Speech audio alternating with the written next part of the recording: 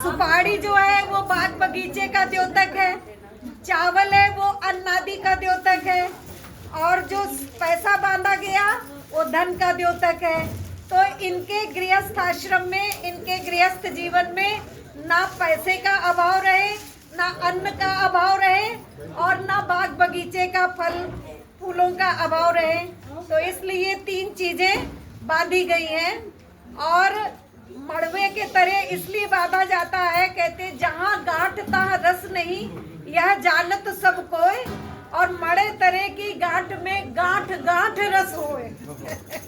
मड़े तरह की गांठ में गांठ गांठ रस होए। तो अभी ये जो है भाई जो है वो इनका पैर पत्थर पे रखवाएगा। उसका तात्पर्य क्या है? पत्थर जो है कितना भी तूफान आए, आंधी आए, अपने स्थान से टस से बस नहीं होता है। तो ऐसे ही ये जीवन है, उतार चढ़ाव का जीवन होता है, द्वंद्वों से भरा जीवन होता है।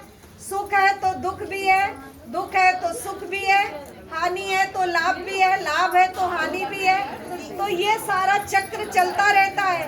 तो कभी जीवन में अगर उतार भी आ जाए, कोई कष्ट भी आ जाए, तो उस पत्थर को याद कर ले। भाई यही कह रहा है कि आप इस पत्थर को याद कर लेना कि ये भी कभी भी कोई तूफान आता है तो ये घबराता नहीं है।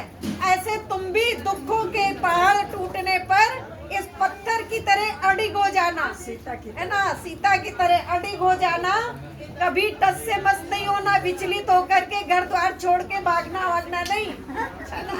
तो इसलिए पैर पकड़ने का तात्पर्य होता है, भाई कहता है कि अब मेरी लाज तुम्हारे हाथों में है। जब कोई किसी का पैर पकड़ता है ना, तो कहा भाई इस घर की तो तुमने लाज रखी, अब अपने घर में जा रही हो, वहाँ की लाज रखना।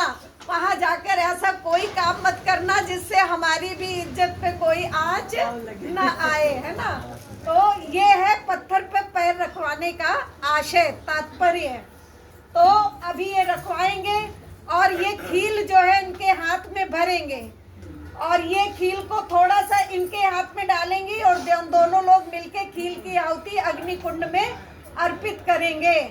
तो क्या है कि कन्या का जो जीवन होता है वो धान की तरह होता है। धान को पहले एक जगह रोपा जाता है, फिर वो दूसरी जगह जब रोपते हैं उखाड़ करके, तभी वो धान स्थायित्व को पाता है। इसी प्रकार से कन्या का भी जीवन मायके में पहले पला, और फिर उसको वहाँ से उठाकर उसके शाश्वत जो परमानेंट उसका घर होता है वहाँ पर उसको भेज देते हैं विवाह संस्कार करके। तो ये अब जब जैसे ही धान को अग्नि का सेक मिलता है तो धान खील की तरह खिल जाती है। ऐसे ही कन्या को भी जब अपने पति का और ससुराल वालों का स्नेह प्रेम सम्मान मिलेगा तो ये भी खील की तरह प्रसन्न हो जाएगी और खिल जाएगी। तो और दूसरा जो भर भर के अपने हाथों से भर भर के खील इनके हाथ में डालेंगे, तो ये कह रहे हैं भाई कह रहे हैं अपनी बहन से कि आज से भले ही पिता का दायित्व कम हो रहा है, लेकिन मेरा दायित्व समाप्त नहीं हो रहा है। जब भी तुम घर आओगी, जैसी भी स्थिति में आओगी, मेरे पास जो भी होगा सामर्थ्य अनुसार मैं तुम्हारी हथेली भर भर के ही तुमको यहाँ से भेजूंगा, कभी तुम्हें खाली हाथ नहीं भेजूंगा। ये है ये खील का जो आप आहुति देंगे उसका आशय। तो चलिए जी।